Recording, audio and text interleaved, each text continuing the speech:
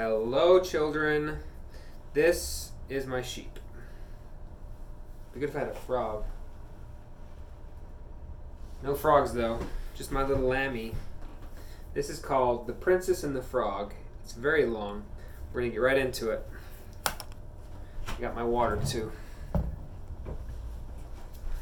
The Princess and the Frog.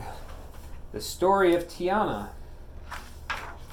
This book belongs to whoever is the first person to go and get the mail gets this book, I think. It doesn't really like focusing on the book.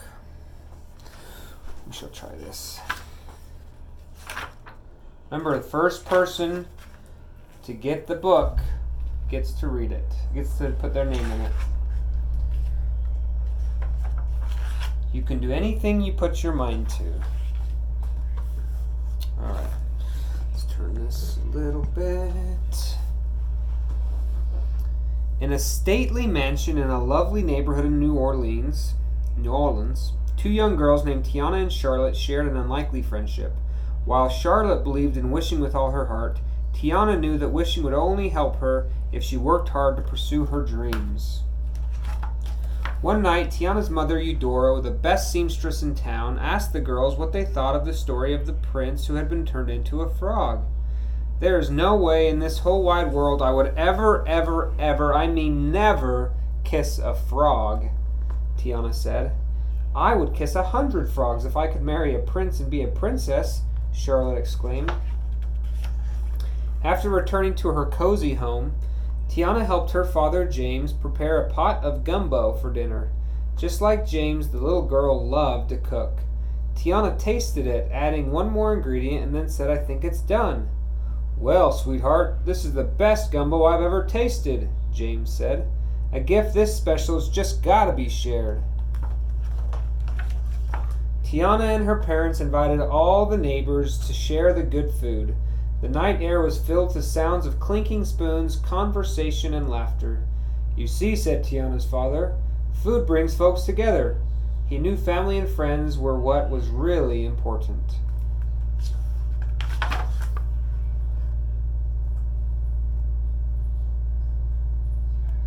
See how it unfocuses? I don't like it. Makes me unfocus. Tiana and her father dreamed of opening a restaurant someday, so that night her parents encouraged her to wish on the evening star. "But remember," added James, "you've got to help it along with some hard work of your own." The years went by and Tiana grew up. James passed away, but Tiana was still determined to make their restaurant dream come true. To do that, she waited tables and saved every spare penny she could. She rarely had time for fun. One morning, everyone gathered for the arrival of the handsome Prince Naveen of Maldonia. As he disembarked, the prince immediately started playing jazz music. His poor valet, Lawrence, stumbled along behind, toting the prince's luggage. Charlotte and her father, Big Daddy LaBouffe, arrived for breakfast at Duke's, where Tiana was working. "Oh, Tia," Charlotte said, "did you hear? Prince Naveen of Maldonia is coming to New Orleans. And Big Daddy invited him to our masquerade ball tonight. I'm going to need about 500 of your man-catching bonnets." Thanks to Charlotte's bonnet order, Tiana had finally saved enough money to make an offer on the old sugar mill. She met with Mr. Fenner and his brother, the real estate brokers, and then watched happily as the men drove away to prepare the paperwork. "Table for one, please," came a voice from behind Tiana. It was her mother, Eudora, holding James's old gumbo pot as a gift. "I've got to make sure all Daddy's hard work means something," Tiana said. She saw a bright future for the restaurant, but Eudora saw a lot of work.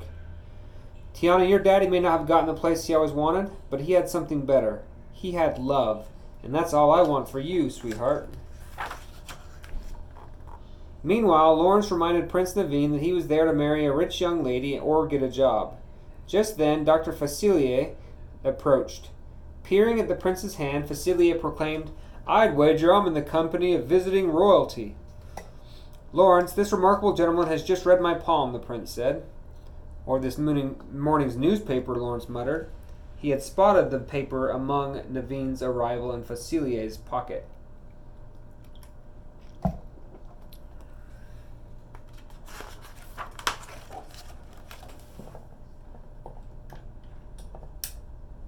Is that better? Maybe. But soon the Dr. Facilier, the evil Dr. Facilier, convinced the men he could give them their heart's desires if they followed him to their lair. Cautious at first, Naveen and Lawrence eventually found themselves shaking hands with Facilier to seal the deal. Instantly, the room came alive with magic. The spell had been cast. Meanwhile, the masquerade ball at the LaBouffe estate was well underway, but Charlotte's prince hadn't come. "It's just not fair. I never get anything I wish for," Charlotte complained to Tiana. She gazed up at the evening star and pleaded, "Please, please, please." Then the wish came true. Prince Naveen made his grand entrance. Within moments, Charlotte was dancing with her prince. When Charlotte danced, Tiana spotted the Fenner brothers. They informed her they had another buyer for the sugar mill, and she needed to come up with more cash. Tiana was crushed. She tried to stop the Fenner brothers from walking away on the deal, but toppled into her bayonets instead. She borrowed a clean dress from Charlotte and stepped onto the balcony. "I cannot believe I'm doing this," she said as she made a wish on the evening star for her restaurant. She opened her eyes and spotted a frog. "I reckon you want a kiss," Tiana joked. "Kissing would be nice, yes?" the frog replied. Tiana shrieked and ran back into Charlotte's bedroom, hurling anything she could find at the creature. "Please allow myself to introduce myself," he said. "I am Prince Naveen of Maldonia." Tiana was confused. "If you're the prince, then who is that waltzing with Lottie on the dance floor?"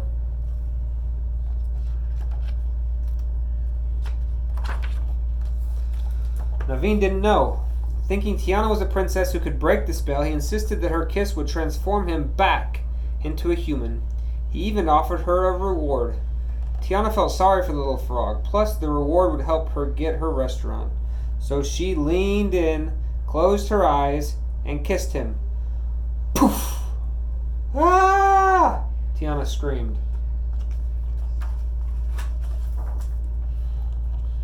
Now both Tiana and Naveen were frogs. Frantic, they catapulted out the window and onto the dance floor below. "Get those frogs," Big Daddy commanded Charlotte's dog. Naveen grabbed some balloons and held on to Tiana. "Going up," he shouted, and they floated into the sky.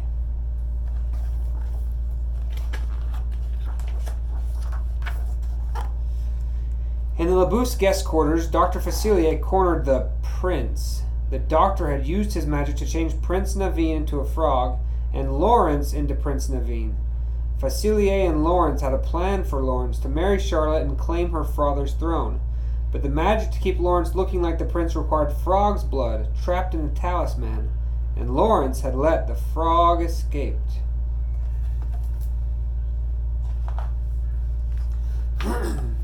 Meanwhile, Tiana and Naveen had landed in the bayou, bickering about why the kiss hadn't worked. But soon, dangerous alligators surrounded the two frogs. Tiana escaped into a hollow tree, but Naveen was stuck below. "Help me get out of the swamp, and once I marry Charlotte, I shall get you your restaurant," he promised. Tiana pulled him to safety. Now that they were safe, I don't like it. Now that they were safe, Tiana steered a makeshift boat while Naveen relaxed on it. But when a huge alligator surfed, both frogs froze in terror. Fortunately, Louis was a friendly gator who simply wanted to talk about music. He and Naveen jabbered about jazz, including Louis's prized trumpet. When Louis learned the frogs wanted to turn human again, he had an idea. "Mama Odie, she's got magic."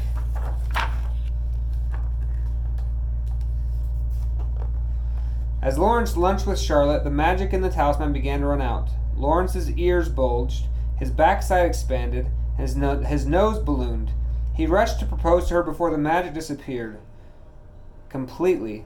Charlotte was too excited to notice the change. Yes, I most definitely will marry you, she exclaimed.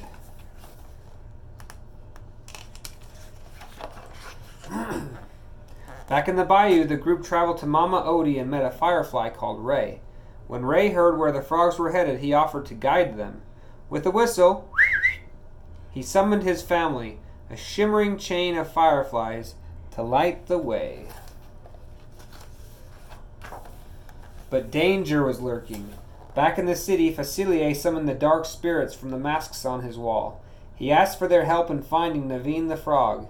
An angry army of shadows appeared, ready to do his bidding. Search everywhere, Facilier commanded. Meanwhile, in the soft light of the evening, Ray told Tiana about his true love, Evangeline. She's the most prettiest firefly that ever did glow, he said. Just do not settle down so quickly, Naveen said. Tiana rolled her eyes and followed Ray away from the water through the brush while Louis followed her, trying to escape the prickier bushes.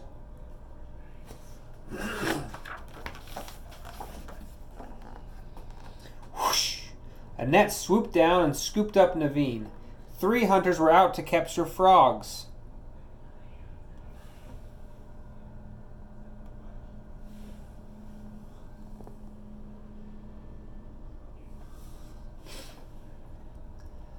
Louis ran for cover, but Ray flew to the rescue. A bug's gotta do what a bug's gotta do, he cried as he shot straight up one hunter's nose. Naveen escaped, but Tiana landed in a cage.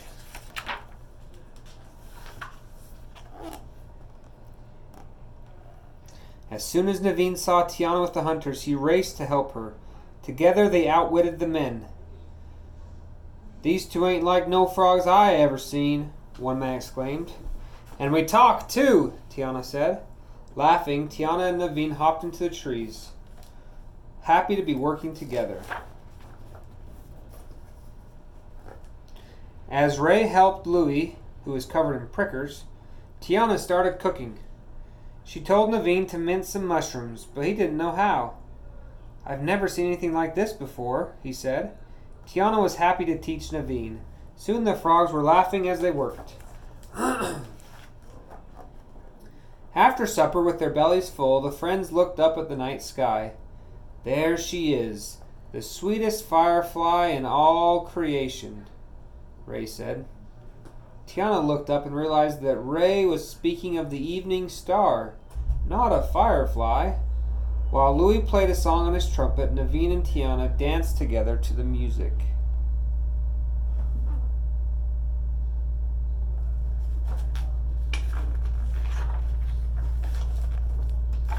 Then all at once, dark shadows sent by Dr. Facilier descended on the bayou, grabbing Naveen. Tiana screamed and tried to hold on to her friend. Even Louis and little Ray helped, but the shadows were too powerful.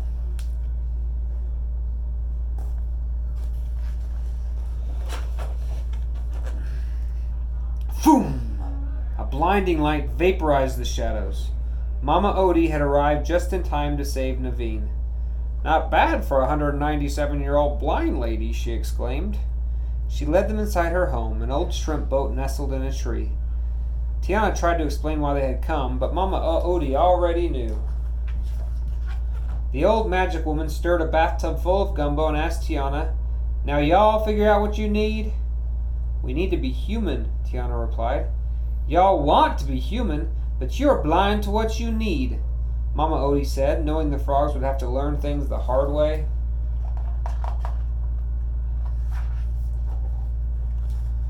At last, Mama Odie conjured an image of Charlotte and her father in the tub of gumbo. Big Daddy was to be king of Mardi Gras, which made Charlotte a princess. If Naveen kissed Charlotte before midnight, he and Tiana would both be human again. There was no time to lose. The friends hopped aboard a riverboat of Mardi Gras revelers and headed back to New Orleans.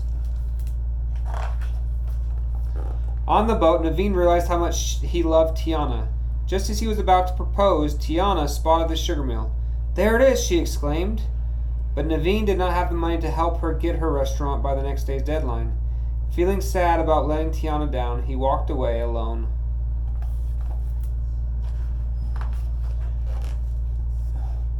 When Naveen was by himself, the shadows pounced. They brought him back to Dr. Facilier, who used the refilled talisman to turn Lawrence back into a handsome prince. Facilier locked Naveen inside a small chest and hurried off. At the dock, Ray blurted Naveen's secret to Tiana. He's not going to marry Charlotte. He's in love with you.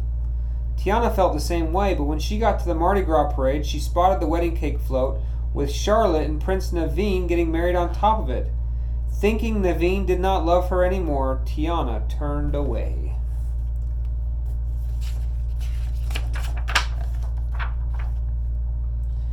But Ray knew Naveen wouldn't marry anyone else. He flew up to the float, found the real Naveen inside the locked chest, and set him free. As Charlotte and her imposter groom were about to say, "I do," the Frog Prince jumped onto Lawrence and grabbed the talisman from his neck. Lawrence and Naveen toppled off the float and raced into a nearby building. "Lawrence, why are you doing this?" Naveen asked. As Facilier approached, the Frog Prince shot out his tongue, grabbed the talisman, and tossed it to Ray, who caught it and flew away. "Stay out of sight," Facilier said to Lawrence, who looked like himself again. Then the doctor summoned the shadows to hunt down Ray. In the cemetery, Ray spotted Tiana and tossed the talisman to her, telling her to run while he battled the shadows with his firefly light. But Facilier smacked the bug to the ground and stepped on him. Ugh, guess he's dead. The doctor caught up with Tiana. She threatened to smash the talisman, destroying Facilier's evil magic, but Facilier blew a puff of magic dust, giving her a vision. Tiana magically saw herself standing in her dream restaurant. "All you gotta do to make this a reality is hand over that little old talisman of mine." He knew how important the restaurant was to her and her daddy. "Don't forget your poor old daddy," Facilier added. Remembering her father, Tiana cried out, "He never lost sight of what was really important, and neither will I." She threw the talisman to the ground, smashing it. All at once the vision was gone, and the shadows closed in on Dr. Facilier. Tiana watched in terror. Soon the shadows disappeared among the gravestones, and all that was left of Dr. Facilier was his black top hat. So he was dragged down to hell. Tiana found Naveen talking to Charlotte. "If I kiss you before midnight, you and Tiana will turn human again?" Charlotte asked Naveen. "And then we're going to get ourselves married and live happily ever after? The end."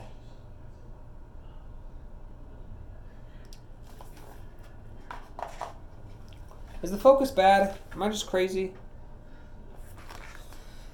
"But remember," Naveen said, "you must give Tiana all the money she requires for her restaurant." "Wait," Tiana shouted. Naveen turned to her. "My dream wouldn't be complete without you in it." Charlotte knew her friend was in love. She looked at Tiana and said, "I'll kiss him for you, honey. No marriage was required." But her kiss was too late. The clock struck midnight, and Charlotte was no longer the Mardi Gras princess. But if you look at this up here, this doesn't even say close to midnight. So why would they do that? That seems really, really, really, really, really, really, really dumb. This says it's almost 9:30. Though Tiana and Naveen were still frogs, they had found true love. Then Louis ran over to them and placed an injured Ray on a feather. Naveen held Tiana as he told Ray, "We're staying together." "I like this very much," Ray said. "Evangeline likes that too." Then his little light flickered out for the last time, because he died again. Later in the bayou, Tiana and Naveen joined Louis to bid their loyal friend Ray goodbye forever. When Ray's friends lifted their eyes skyward, they saw the dazzling evening star, and next to it another bright star that no one had ever seen before. Ray had been right. True love always finds a way. In the morning, Tiana and Naveen got married. As Naveen kissed his new wife, something magical happened. He and Tiana turned back into humans. The Frog Prince had finally kissed a true princess. Once you became my wife, that made you, Naveen began. A princess, Tiana said. You just kissed a princess. Tiana and Naveen had a second wedding to share their joy with human friends and family. Eudora was delighted to see her daughter happy, and the prince's parents were thrilled to see that their son had turned into a responsible and caring young man. He even worked hard with Tiana to fix up the sugar mill.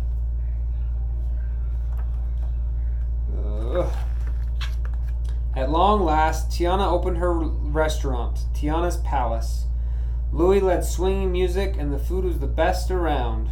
But what made Tiana's Palace special was the way it brought folks together. Finally, Tiana had everything she wanted and all she needed. See? So the lesson there is work hard, and someday you'll fall in love with a prince, and then you'll be rich. I think that's the lesson. Also, love your daddy, even after he dies terribly and sadly. Listen, I don't know why the camera's all fuzzy. That's better. I think it's all white in this room. What do you think? I love you guys.